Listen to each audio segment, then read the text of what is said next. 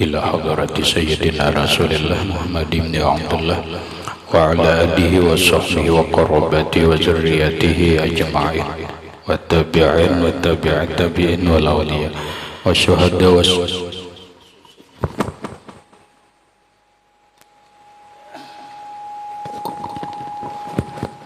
سلطان الأولياء سيد الشيخ عبد القادر الجيلاني وإلى روح قطب الأحوال سيد الإمام أبي يزيد البستاني إلى روح قطب العلوم سيد الإمام أبي أحمد محمد بن محمد الغزالي سيد الشيخ محمد بن عبد الكريم سمن المدني سيد الشيخ محمد رشد بن عبد الله البنجروي سيد الشيخ محمد كشف الأنوار بن ناجي اسمه وخصوصا إلى روح سيد الإمام يحيى بن شرف النووي سيد الإمام شيخ عبد الرحمن بن أبي بكر جلال الدين السيوطي وسيد الإمام شيخ عبد الوهاب الشعراني وسيد الإمام الحبيب عبد الله بن الفي الحداد سيد الإمام شيخ عبد الصمد بن عبد الرحمن الفالمباني وإلى روح سيد الإمام شيخ محمد نواوي بن عمر البنداني ولأرواح أهل سندنا المتصل إليهم وخصوصا إلى روح سيدي ومرشدي ومربي الروح سيدي شيخ محمد زين بن عبد العزيز أرواح جميع مشايخنا ومشايخ من الله الكريم يتغشاه بالرحمة والمغفرة يعلي درجات بالجنة يعد علينا وعلى أهل بيتنا وأولادنا وذرياتنا من بركاتهم ومن بركات علومهم وأسرارهم أنوارهم ومعارفهم وكرامتهم بسر النبي وآل النبي لهم الفاتحة. أعوذ بالله من الشيطان الرجيم. بسم الله الرحمن الرحيم. الحمد لله رب العالمين الرحمن الرحيم مالك يوم الدين إياك نعبد وإياك نستعين اهدنا الصراط المستقيم صراط الذين أنعمت عليهم غير المغضوب عليهم ولا الضالين آمين. بسم الله الرحمن الرحيم. الحمد لله رب العالمين والصلاة والسلام على أشرف الأنبياء والمرسلين سيدنا وحبيبنا وشفيعنا وطبيب قلوبنا محمد وعلى آله وصحبه أجمعين وسبحان الله والحمد لله ولا إله إلا الله والله أكبر لا حول ولا قوة إلا بالله العلي العظيم عدد كل حرف كتب ويكتب أبد الأبدين ودهر الدهرين آمين. السلام عليك يا سيدي يا رسول الله السلام عليك يا سيدي يا حبيب الله السلام عليك يا سيدي يا خير خلق الله السلام عليك يا إمام الأنبياء والمرسلين السلام عليك يا ختم النبيين السلام عليك يا رحمة للعالمين السلام عليك أيها النبي ورحمة الله وبركاته. قال المصنف رحمه الله تعالى الفصل الأول في فوائد السفر ونيته.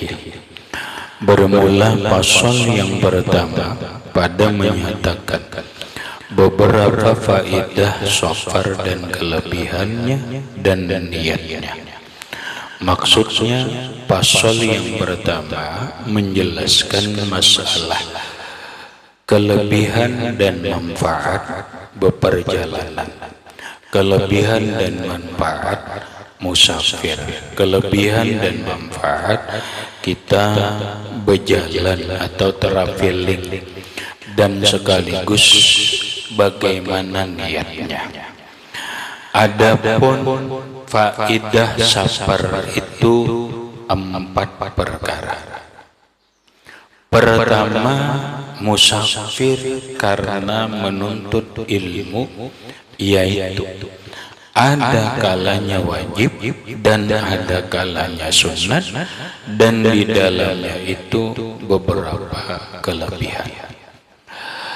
Yang pertama, faedah beperjalanan, yaitu kita berjalan musafir dalam rangka menuntut ilmu. Orang boleh jadi nang jauh mulai Barabai musafir ke Mesir, beperjalanan ke Mesir. Untuk apa ke Mesir? Dalam rangka menuntut ilmu. Orang berperjalanan dari rumah, dari kampungnya Barabai menuju Yordania. Untuk apa? Untuk menuntut ilmu. Ada yang menuju ke Madinah, ada yang menuju ke Hadramaut, ada yang menuju ke Sudan dan negara-negara lainnya. Yang itu disebut dengan perjalanan antar negara, dan itu adalah perjalanan yang jauh. Silahkan. Malah kalau orang berperjalanan nuntut ilmu ini jauh, kadang-kalanya wajib. Bisa hukumnya wajib. Kenapa wajib? Ya karena di kampung kada orang membuka atau nang kita kawan nuntut ilmu. Contoh, di kampung kita kada kau belajar ilmu nang bermanfaat, kada kau belajar fikih, kada kau belajar tauhid, kada kau belajar tasawuf nang bagus, kecuali kita tulak ke kampung lain. Maka beperjalanan ke kampung lain ini hukumnya wajib. Demi untuk apa? Demi untuk menuntut ilmu. Bahkan Rasulullah Shallallahu Alaihi Wasallam memerintahkan kita menuntut ilmu itu sekalipun sampai ke negeri Cina. Qala Rasulullah Shallallahu Alaihi Wasallam, Rasulullah Shallallahu Alaihi Wasallam bersabda, utlubul ilma walau bisini. Utlubul ilma, tuntutlah oleh kalian akan ilmu walau bisin, sekalipun jauhnya itu ke negara Cina. Sekalipun sampai ke Cina sana jauhnya, tuntutlah ilmu ke sana. Ada kalanya sunat, ada kalanya beperjalanannya itu dalam rangka sunat. Nampak? Kita sudah alhamdulillah ilmu fikih sudah belajar, bahkan tuntung kitab Fathul Mu'in. Kita sudah belajar ilmu tauhid, sudah tuntung kitab Dasuki. Sudah lumayan belajar tauhidnya. Udah mulai apa? Belajar tauhid mulai Kifayatul Awam, mulai Kifayatul Ghulam, kemudian Nuruz Zalam, Kifayatul Awam, belajar Fathul Majid, itu kitab tauhid terus. Belajar kitab Hudi, kemudian belajar kitab Kharidatul Bahiyah, kemudian belajar kitab Dasuki. Lumayan sudah belajar kitab tauhid.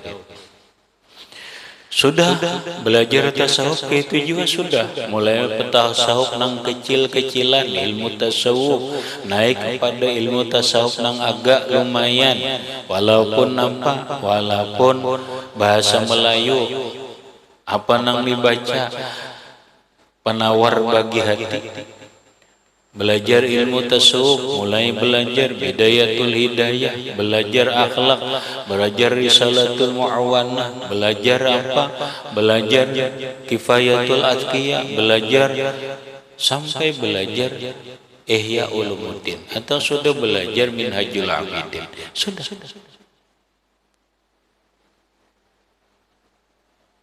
Ilmu-ilmu nang lain juga sudah belajar, ilmu nahunya sudah belajar, ininya belajar. Apalagi ke luar negeri, hanya untuk memperdalam. Wajibkah kita ke Mesir? Kada lagi. Tapi untuk apa sekolah ke Mesir? Untuk apa ke sekolah-sekolah ke luar negeri? Tidak lain dalam rangka melaksanakan pendalaman kajian ilmu keagamaan itu. Untuk mendalami fikih nang lebih dalam. Untuk kenapa? Karena fikih itu luas. Nang selama ini aku belajar mazhab Syafi'i aja, aku ke luar negeri kena belajar semua mazhab. Ku kaji mazhab Hambali dikaji, mazhab Maliki dikaji, mazhab Hanafi dikaji, bahkan mazhab Syiah ditelaah, memperdalam ilmu fikihnya, memperdalam usul fikihnya, memperdalam apa lagi? Ya memperdalam ilmu hadis. Di sini aku kada belajar Sahih Bukhari, kada belajar Sahih Muslim, kada belajar apalagi Fathul Bari, apalagi Sunan-Sunanan, Sunan Turmuji, Sunan Nasai, Sunan Ibnu Majah dan yang lain-lainnya kada belajar. Yang disebut dengan Kutubut Tis'ah, 9 pokok kitab hadis. Kita kada belajar. Aku ingin memperdalam itu. Kenapa ke luar negeri? Karena aku ingin memperdalam lagi ilmu apa? Ilmu tafsir. Kita jangankan tafsir nang tinggi-tinggi, kita belajar tafsir Jalalain, aku aja kada tamat. Belajar Marahul Labid kada tamat. Tafsir Baydawi apalagi, tafsir Mikbas apalagi tafsir nang lain. Yang kitab tafsir itu ratusan judul. Aku ingin memperdalam ilmu tauhid karena masih banyak kitab-kitab tauhid yang lebih tinggi uraiannya daripada itu. Maka aku membutuhkan sekolah ke luar negeri. Berangkatlah ke luar negeri. Ini dalam rangka apa? Dalam rangka memperdalam ilmu agamanya. Boleh jadi perjalanannya ini adalah sunnah. Boleh jadi. Nah maka di dalamnya ini beberapa kelebihan. Maka dia akan mendapatkan keutamaan orang yang berperjalanan menuntut ilmu. Seperti sabda Nabi sallallahu alaihi wasallam. Nabi bersabda, "Man kharaja min baitihi fi talabil ilmi, fa huwa fi sabilillahi hatta yarji'a." Barang siapa keluar daripada rumahnya di dalamnya menuntut ilmu yang memberi manfaat di dalam akhirat, maka yaitu seperti orang yang keluar dari rumahnya di dalam perang sabilullah hingga ia kembali ke rumahnya. Orang bina-bina keluar rumah berjalan jauh ke Parakah. Tujuannya keluar rumah ini untuk menuntut ilmu. Selama dia dalam perjalanan menuntut ilmu itu, dia disebut sabilullah, di jalan Allah. Nah dari ini karena fisabilillah ada dalam fikih kita belajarlah. Innamas sadaqatu lil fuqara'i wal masakini. Ada fisabilillah wa firriqab. Ada 8 golongan manusia yang berhak menerima zakat. Di antaranya itu adalah fisabilillah. Yalah. Orang yang keluar rumah menuntut ilmu, selama dia menuntut ilmu itu, dia disebut fisabilillah. Dengan dalil ini dan dalil-dalil yang lain, para ulama memasukkan atau mengkategorikan orang yang menuntut ilmu itu mustahik zakat, berhak menerima zakat karena dia dalam posisi fisabilillah hatta yarji'a, kecuali inya ampih balik ke rumah ampih kada ada lagi urusan ilmu ampih fisabilillah. Nah lalu kalau dia fisabilillah, Dia bisa bilillah ini berangkat dari rumah nuntut ilmu, baik di perjalanan atau di tempat menuntut ilmu, mati. Berarti dia mati fisabilillah. Ini nang rahmatnya nang dicari. Hadisnya jelas, man mata fi talabil ilmi bahwa fisabilillah. Orang yang mati dalam menuntut ilmu, maka dia mati di jalan Allah. Lalu ngarannya mati syahid. Orang mati di jalan Allah itu mati syahid. Syahidnya itu disebut syahid akhirat. Apabila syahid akhirat, dia insya Allah lepas daripada azab kubur. Apabila lepas daripada azab kubur, fama ba'daha au aisaru. Seperti yang lewat perkataan Sayyiduna Utsman bin Affan radhiyallahu an, fama ba'daha aisaru. Sesudah kehidupan alam kubur ini lebih mudah, karena di alam kubur sudah selamat, ke akhirat ya alhamdulillah insyaallah selamat lagi. Kalau dia mati dalam menuntut ilmu. Kalau kita menuntut ilmu boleh becari, bebini, becari, mati kada menuntut ilmu lagi, habis. Nah disitulah rahmat teh, aturannya kita ini kada boleh ampih kriya menuntut ilmu, kada boleh ampih. Apakah nuntut ilmu itu dengan cara belajar? Apakah nuntut ilmunya itu dengan cara mengajar? Dan seterusnya.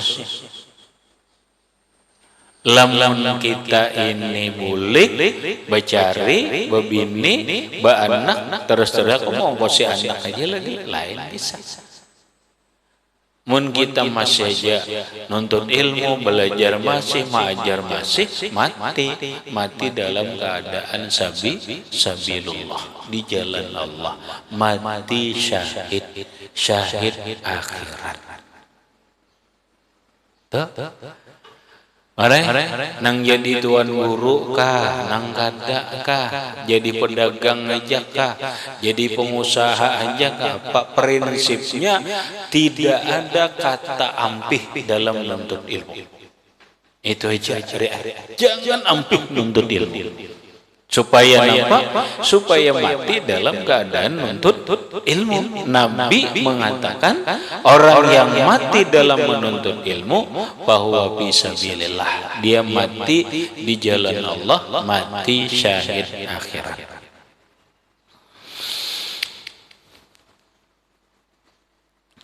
Dan lagi sabda Nabi sallallahu alaihi wasallam, man salaka tariqan yaltamisu fihi ilman sahalallahu lahu tariqan ilal jannah. Barang siapa menjalani akan jalan padahal menuntut akan ilmu yang memberi manfaat di dalamnya, niscaya dimudahkan Allah Ta'ala baginya akan jalan kepada surga.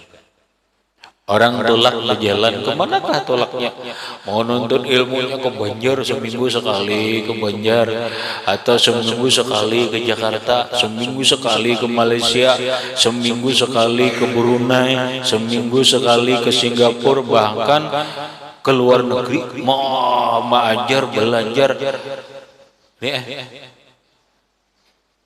Dia siapa nang berjalan di satu jalan mananya toh, nang di jalan itu dia nuntut ilmu yang bermanfaat, maka Allah akan memudahkan dia jalan menuju surga. Nang gaya apa mudahnya jalan menuju surga? Jalan menuju surga itu adalah al-amalu bil ilmi, mengamalkan dengan ilmu. Berarti Allah memudahkan dia untuk mengamalkan ilmunya, yang mengamalkan ilmu itu adalah jalan menuju surga. Jadi insyaallah mari asa kita ikhlas nuntut ilmu karena Allah, mengamalkan dimudahkan Tuhan. Mengamalkan ini, kadang lamun orang menuntut ilmu lalu mengamalkan ilmunya itu rasa ngalih, dipertanyakan, berarti ngarannya digalihi oleh Allah. Kenapa nih? Ya kalau kenapa aku ngalihnya mengamalkan ini? Jakanya kita telah menuntut ilmu disuruh berjamaah, apalagi aturan, kenapa ngalihnya mengamalkan? Maka sudah belajar ini dan itunya, kenapa ngalihnya? Kenapa ngalihnya aku berwirid? Kenapa ngalihnya aku mengamalkan sunat qabliyah dan ba'diyah? Kenapa aku ngalihnya mengamalkan ini? Ada. Ini dipertanyakan. Maka ujar Rasulullah, siapa nang berjalan di satu jalan nuntut ilmu, Allah memudahkan dia untuk jalan ke surga, berarti Allah mudahkan dia untuk mengamalkan ilmunya. Yang mengamalkan ilmu itulah jalan menuju surga. Tapi kenapa pinang ngalih? Nah ini maka kita koreksi, jangan-jangan niat kita menuntut ilmu ini karena Allah. Lamun mereka kita ini nuntut ilmu karena Allah aja kita mudah mengamalkan ini mudah aja. Allah yang memudahkan, sahalallahu lahu tariqan ilal jannah. Dan kata Sya'biyu rahimahullah, Lau safara rajulun minasyami ila aqsal madinati ila aqsal yaman fi kalimatin tadulluhu ala hudan aw tarudduhu an radiin ma kana safaruhu dha'i'an. Jikalau musafir seseorang laki-laki daripada negeri Syam kepada hingga negeri Yaman, di dalam menyebut satu kalimat yang menunjukkan akan dia atas petunjuk atau menolakkan ia akan dia dari kejahatan, niscaya tiada perjalanannya itu hilang dan tiada sia-sia. Maksudnya, ujar Imam Sya'bi, lau safara rajulun minasyam, seandainya seseorang berperjalanan mulai Syam ini Suriah. Syam ini di dalam sejarah atau tarikh ini disebut Ardul Anbiya, buminya para nabi. Syam ini disebut oleh Rasulullah Ardul Barakah, bumi yang berberkah. Di dalam sejarah buminya Anbiya itu ada beberapa negara. Satu Mesir. Mesir itu disebut Ardul Anbiya. Dua Syam. Syam itu disebut Ardul Anbiya, buminya para nabi. Mekah ada.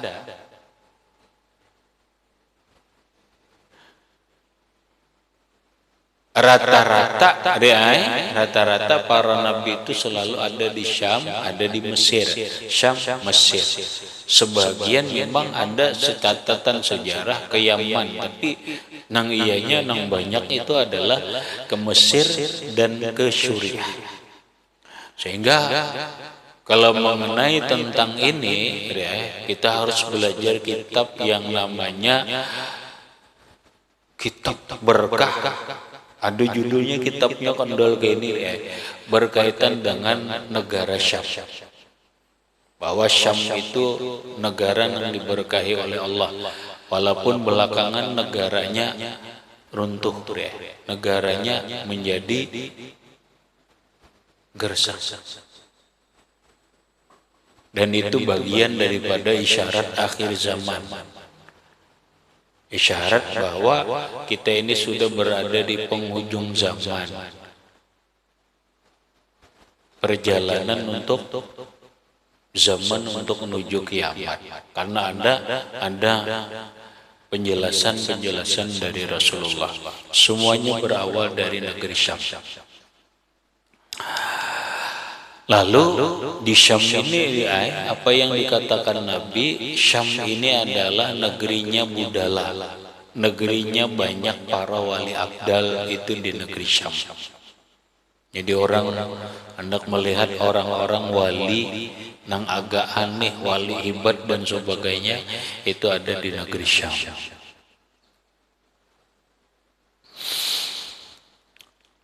Lalu jari Imam Syafi'i, seandainya seorang berjalan dari negeri Syam, sudah nuntut ilmu di sini juga, lalu berjalan ke negara lain, kemana? Ke aksal Yaman, ke penghujung jazirah Yaman. Nah ini kita tahu kita ya, Yaman ujungnya di mana? Karena Yaman ini ada negara ya. Ada dulu dua negara dijadikan satu. Dulu ada ngarannya Yaman Selatan, ada Yaman Utara. Dulu Yaman Utara dan Yaman Selatan itu perang. Yaman itu negara konflik, negara yang selalu perang. Perang antara Yaman sendiri, Yaman Utara lawan Yaman Selatan itu perang. Hadramaut itu bagian daripada Yaman Selatan. Perang, akhirnya proses waktu yang panjang, Yaman bersatu. Negara Yaman, kadada lagi Yaman Utara, Yaman Selatan itu kadada lagi. Nang ada negara Yaman, tapi ternyata kada aman juga. Sampai sekarang negara Yaman itu perang sampai sekarang perang. Perang lawan siapa? Ya perang. Yaman perang dengan Saudi. Nah ini negara Yaman perang. Yaman ini adalah dikuasai oleh Syiah Hausi, kelompok-kelompok Syiah, ngarannya Syiah Hausi. Yang sebelumnya itu adalah Syiah Zaidiyah. Nah ini kamu belajar ngarinya Tarikh Biladil Yaman, banyak kitab tarikhnya menyurumit romit. Nang pasti dalam catatan sekarang itu kerajaan Yaman, pemerintahan Yaman itu salah satunya adalah yang lama itu adalah negara atau pemerintahan dipimpin oleh Syiah Zaidiyah. Tapi Syiah Zaidiyah itu adalah Syiah Ahlul Bait. Itu zuriat Nabi. Zuriat.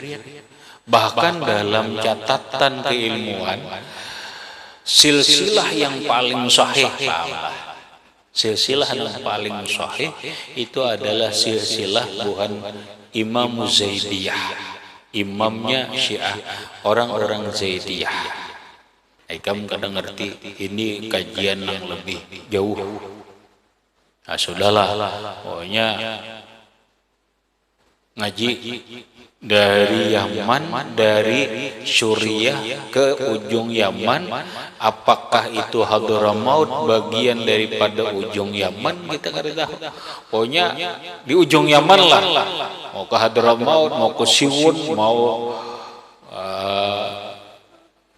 Aden, ada ngaran anunya kampungnya Kampung Aden dan seterusnya. Dalam rangka apa ke sana? Dalam rangka hanya mencari satu kalimat.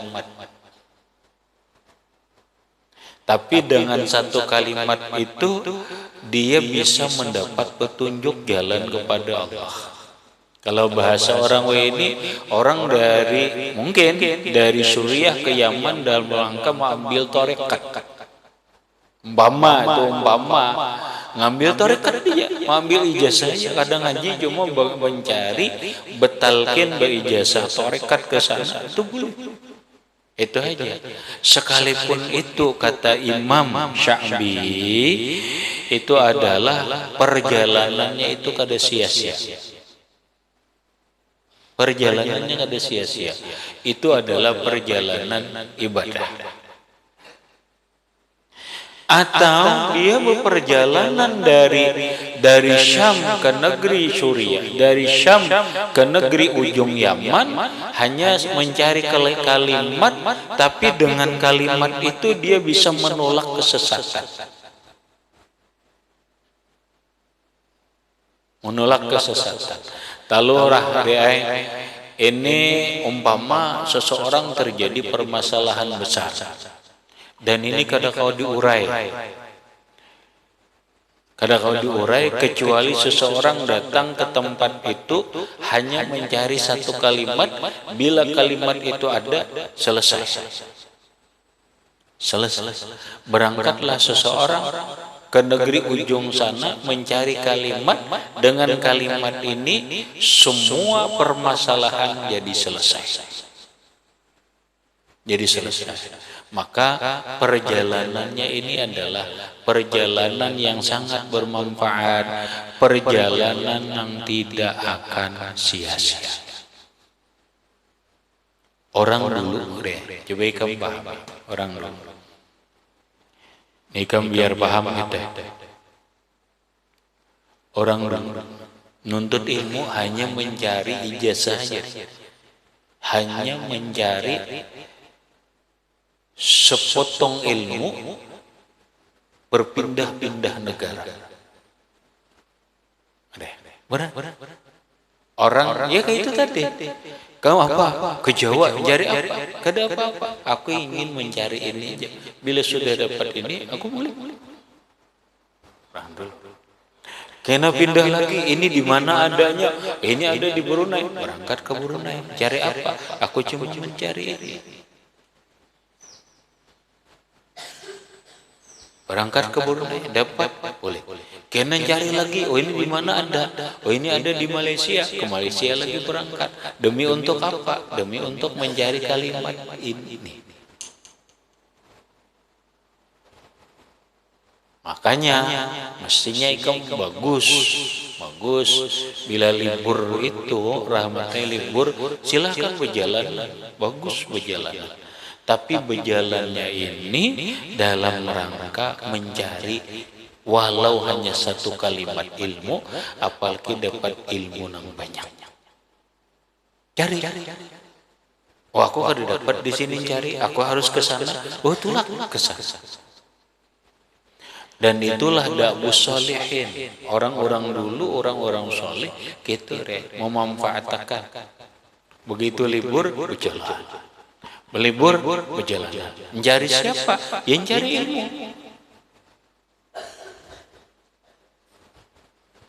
Jangan hanya dimanfaatkan untuk gurih. Jangan hanya dimanfaatkan hanya untuk berlapang-lapang. Jangan hanya untuk dimanfaatkan bersenang-senang. Manfaatkanlah dua, di samping refreshing, bersenang-senang, tapi ilmu yang didapat. Jalan kemana? Oh cari, walau silaturahmi, walau aku hanya ingin mendapatkan satu kalimat dan satu doa. Datangi Tuan Guru sebulan, walau tulak harus kemana, walau aku harus ke Tanjung kada Bapak, walau hanya modal minyak kada makan minuman duit kada, modalnya hanya minyak kada Bapak, demi untuk satu kalimat, demi untuk satu doa dari orang soleh. Tangi orang soleh. Oh ini ada orang soleh. Minta doa aja. Bila kada nasihatnya, minta ilmunya, minta doanya. Masya Allah. Sia-siakah itu? Tidak. Kada akan pernah sia-sia. Habis. dan setengah daripada faedah safar itu mengetahui akan perangai baik yang jahat, seperti kata Sayyidina Umar Ibnul Khattab radhiyallahu anhu ila akhirih. Wallahu a'lam bishawab.